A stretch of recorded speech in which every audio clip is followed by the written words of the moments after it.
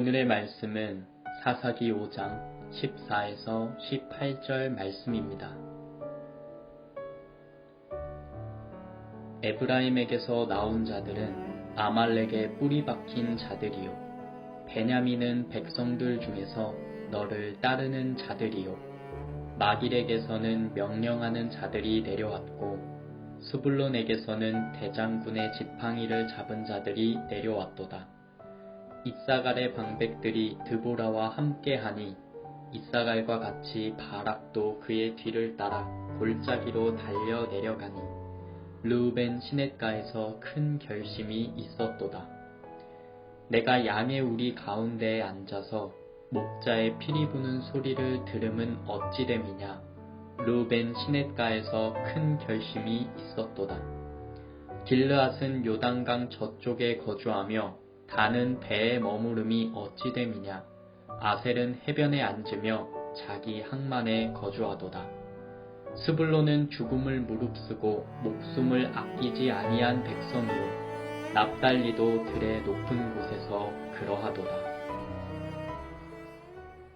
오늘은 사사기 5장 14절에서 18절까지 말씀을 같이 묵상하도록 하겠습니다. 오늘 우리가 읽은 본문은 드보라의 승리의 노래, 드보라와 바락의 승리의 노래의 일부입니다.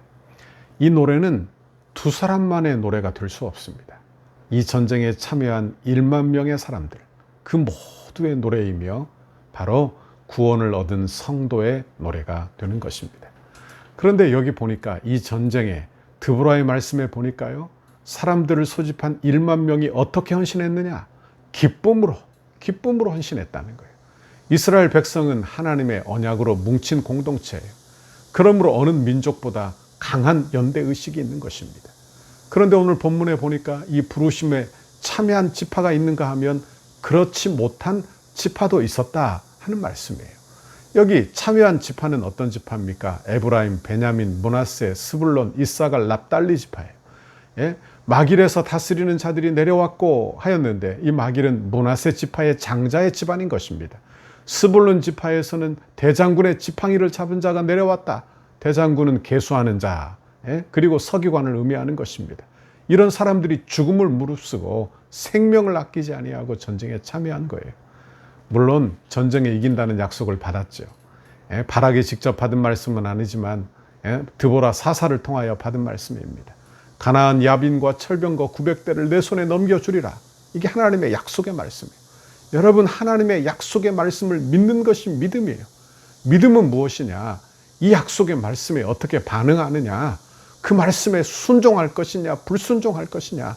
여러분, 순종이 바로 믿음이라 하는 것입니다. 여러분, 순종할 때 하나님의 말씀이 내 것이 되며 체험하게 될 것입니다. 체험하게 되면 기쁨과 찬송이 절로 나오게 되는 것입니다. 그러나 불순종한 지파들도 나와요. 저들은 하나같이 핑계를 대는 것입니다. 15절, 16절의 말씀을 보십시오. 이사갈의 방백들이 드보라와 함께하니 이사갈과 같이 바락도 그의 뒤를 따라 골짜기로 달려 내려가니 르우벤 시냇가에서 큰 결심이 있었도다. 내가 양의 우리 가운데 앉아서 목자의 피리 부는 소리를 들으면 어찌 됨이냐. 르우벤 시냇가에서 큰 결심이 있었도다. 이렇게 말을 해요. 여기 르우벤 지파가 나오는데 그들은 양을 돌봐야 된다는 핑계를 대며 이 전쟁에 불참하게 되는 것입니다. 그러니까 경제적인 자기 생활, 자기의 일상을 타취받기 싫어한 거예요. 그러니까 하나님의 부르심보다 자기의 일상을 우선시 여긴 것이 되는 것입니다. 르우벤이 어떤 지파입니까? 르우벤은 전에 모세를 설득해서 요단 동편에 땅을 얻은 지파가 아닙니까? 그러면 뭐라 그랬어요? 그들이 다 정착하기까지 우리가 가서 전쟁을 하겠다. 그렇게 서약한 지파가 르우벤 지파가 되는 것입니다. 그런데 지금 그 약속을 이행하지 않는 거예요. 나는 이미 땅을 얻었고 나는 이미 평안하니 나에게 나를 귀찮게 하지 말라는 그런 의미가 되는 것입니다. 여기 보니까 르우벤 시냇가에 큰 결심이 있었도다. 옛날 성경에는요, 마음에 크게 살핌이 있도다 이렇게 번역을 했어요. 그러니까 이 말은 이런 뜻입니다. 르우벤이 시냇가에 앉아서 깊이 심사숙고만 한 거예요. 행동으로 옮기지 아니하고 망설이기만 하고 서로 토론만 많이 하고 앉아서 당연히 도와야 될 일들을 하지 않은 거예요. 하나님과의 언약을 배반했더라 하는 말씀입니다. 여러분, 교회는 심사숙고해야 될 것은 심사숙고해야 합니다. 그러나 고민만 해서는 안 될 줄 압니다. 성도도 다 마찬가지예요. 고민만 오래 하고 토론만 오래 할 것이 아니라 우리는 하나님의 말씀에 순종하는 것을 배워야 하는 것입니다. 17절의 말씀 보세요. 길르앗은 요단강 저쪽에 거주하며 다른 배에 머무름이 어찌 됨이냐. 아셀은 해변에 앉으며 자기 항만에 거주하도다. 그래요. 여기 길르앗이 나오죠. 길르앗은 요단 동편에 있는 지리적인 명칭일 수도 있고, 또한 길르앗은 므낫세의 자손인 미갈의 아들일 수도 있는 것입니다. 그러니까 미갈은 전쟁에 참여했기 때문에 이 길르앗은 지역명이라고 보는 것이 당연할 것입니다. 그렇다면 그 지역에 누가 살았느냐? 어느 지파가 살았느냐? 갓지파가 살았어요. 그러니까 갓지파 사람들이 드보라의 전쟁의 부름에 응답하지 않았다는 것을 알게 되는 거예요. 그리고 단 지파가 나중에 또 나와요. 여러분, 이 지파는 가나안 북부 지역으로 이사하여 갔지만 드보라 당시에 남부 해안선에 거주했던 것 같습니다. 사사기 1장에서 보았던 것처럼 그들은 대대로 선박 사업에 종사했던 것으로 보이는 것입니다. 그러니까 여기에서 말씀하는 게 뭐예요? 자기 먹고 살기 위해서 바쁘다. 자기는 오늘 하루 먹고 사는 일에도 바쁘니 그 하나님의 말씀에 순종할 수 없다는 거예요.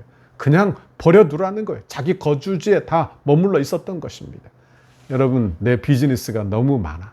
그러니까 내가 할 일이 너무 많으니까 내가 그 일을 해야지 주의 일에는 부름을 거절하는 거예요. 이것이 바로 거절한 지파들의 모습이 되는 것입니다. 이런 모습은 누가복음 14장에도 보면 우리 시대에도 나타날 것을 이야기하고 있어요. 누가복음 14장에 우리 주님이 예화를 듭니다. 여기 보면 주인이 잔치를 베풀고 사람들을 초청해요. 그런데 거절해요.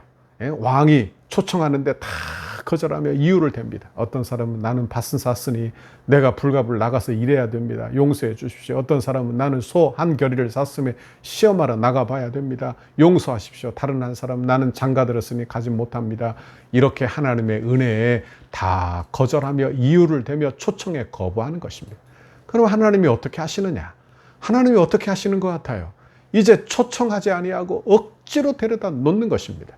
하나님이 우리를 초청만 하셨다면 아마 저와 여러분 중에는 아무도 이 자리에 없을 거예요. 그러니까 하나님이 어떻게 하시느냐?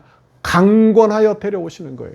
여러분, 죄인 된 우리는 하나님이 강권하지 않으면 하나님의 주권으로, 하나님의 능력으로 우리를 감싸 안아 우리에게 강권하는 은혜가 없다면 우리는 은혜의 자리에 나오지 않게 된다 하는 말씀입니다. 그런데 은혜죠. 얼마나 큰 은혜예요.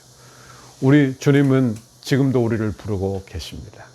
하나님의 구원의 언약 아래로 우리를 부르시고 은혜의 통치를 받는 삶으로 우리를 초청하고 계시는 거예요. 이게 바로 잔치의 삶. 우리 성경에 누가복음 14장에 나오는 잔치의 삶입니다.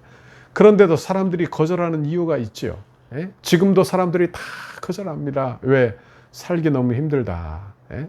겉보기에는 잔치처럼 보이지만 드보라의 부름과 같이 전쟁에 부르는 것과 같아요. 사단 마귀의 영적 전투에 부르는 것과 같아요. 내 죄악된 본성과 싸워야 하고 자기를 부인해야 되고 예수 복음을 위하여 헌신하고 희생해야 되고 그 고난의 삶을 받아들여야 되는 거예요. 그러니 겉보기에 보기에 좋지 않으니까 그 초청의 삶을 거부하는 것입니다. 그래서 많은 사람들이 주님의 초청에 거부하는 삶을 사는 거예요. 그러나 오직 택한 백성들은 거부할 수 없는 은혜를 하나님이 우리에게 주시는 줄 믿습니다. 거부할 수 없는 은혜를 주시는 거예요. 그리고 우리를 불러 응답하게 하시는 거예요. 비록 고난의 길이지만 여러분, 그리고 주님께서 동행하시는 길이기 때문에 그 영광의 잔치가 있음을 알고 믿음으로 하나님 나라를 바라보며 그 부르심에 응하게 된다 하는 말씀입니다. 여러분, 우리는 하나님의 부름에 어떻게 반응하고 사는지 우리 자신을 한번 되돌아보시기를 바랍니다. 하나님의 부름은요, 여러 가지로 부를 수 있어요.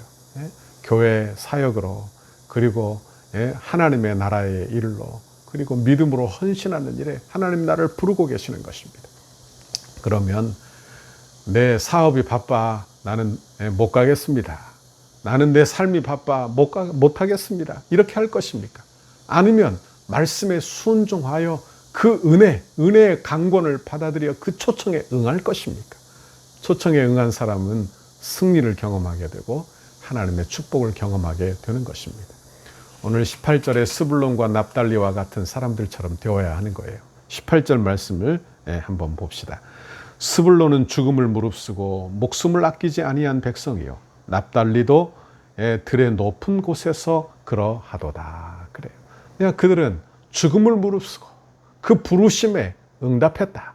내게 손해가 있어도 어려움이 있어도 우리 주님 주시는 그 부르심에 승리를 바라보며 그 부르심에 나왔다. 그런 말씀이 되는 것입니다. 원하기는 저와 여러분이 이런 사람 다 될 수 있기를 간절히 바랍니다.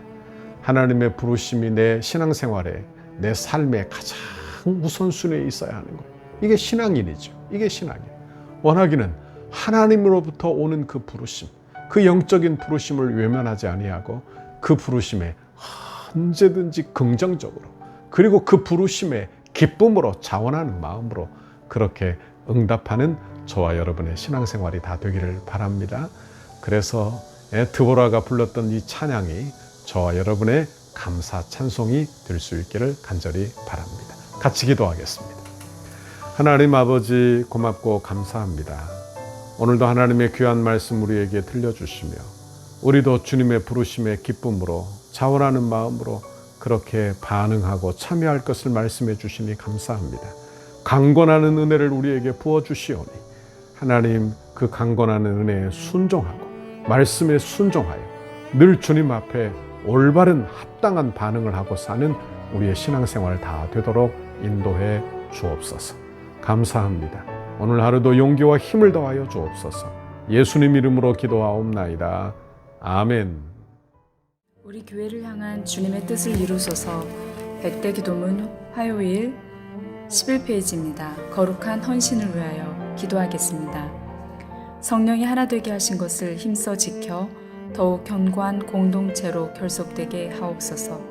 모든 성도가 세상 욕심을 내려놓고 천국을 소망하는 한 단계 더 높은 경지의 믿음을 갖게 하옵소서.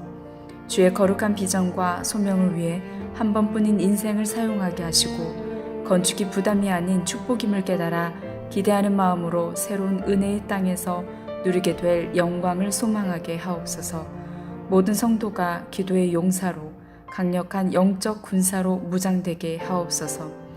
성도들의 헌신이 다음 세대를 위한 위대한 씨앗과 영적 자양분이 되게 하시고 기쁨으로 헌신하는 성도들의 삶에 하늘의 신령한 복과 땅의 기름진 복을 주옵소서.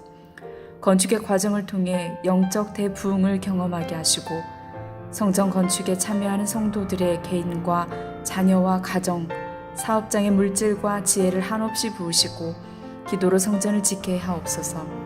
성전 건축의 모든 과정을 통해 온 성도들이 가슴 깊이 교회를 사랑하고 간절한 마음으로 새 일을 기대하며 꿈꾸게 하시고 시대와 민족과 교회 앞에서 하나님이 주신 사명임을 깨달아 영화부에서 작년부까지 온 교회가 한 마음으로 달려가게 하옵소서. 건축이 진행되는 동안 온 교회가 믿음의 튼튼한 공동체로 결속되게 하시고 한 마음으로 성전 건축에 참여하여 주님의 한 몸으로 일하게 하옵소서.